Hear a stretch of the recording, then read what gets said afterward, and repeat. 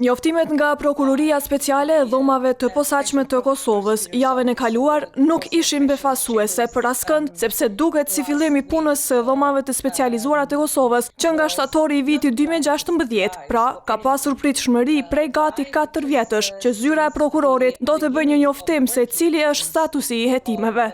Fjala e parë për gjendjen e aktakuzave nuk ishte befasi dhe në fakt ishte e vonuar. Unë mendoj se publiku meritoi të di shumë më herët se si po shkonin hetimet, sepse mos harroni këtë, zyra e ndjekjeve penale nuk filloi në shtator 2018 për të hetuar, por kishte tashmë shumë materiale për të parë dhe për të vazhduar hetimin.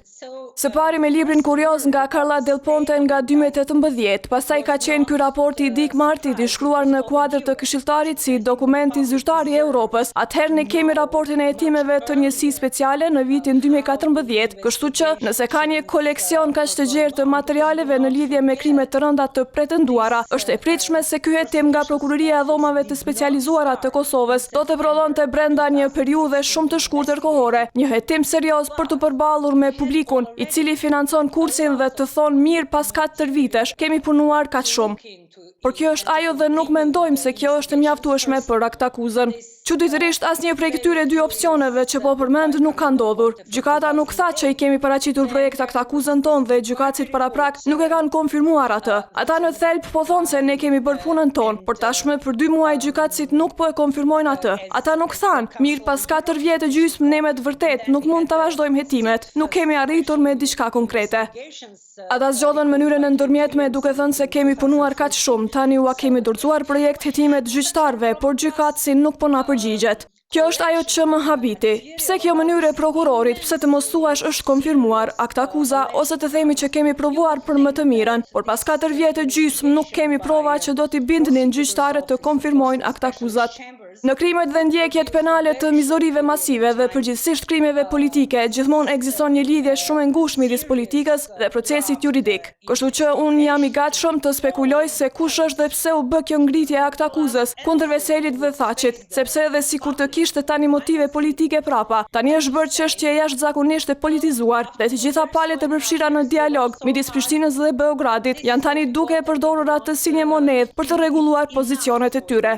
Po, është politizuar nga të gjitha palët e përfshira. Ajo që unë gjej interesante pikërisht nga kjo faqe e njoftimeve është tekst jashtëzakonisht i shkurtër. Nëse lexoni me kujdes, në të vërtetë është se prokuroria jo vetëm që tha se kemi bërë më të mirën, dhe ata kanë përmendur 2 nga emrat e figurave shumë të shquara politike.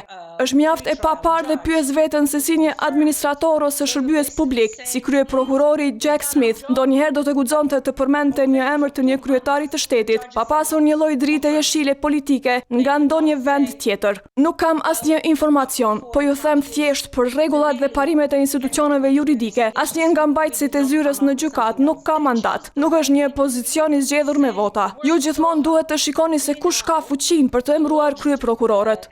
Ajo që është e rëndësishme për mua është se kjo deklaratë e shkurtër emërton një kryetar shteti dhe ka implikime të mëdha për politikën dhe të ardhmen e gjykatës.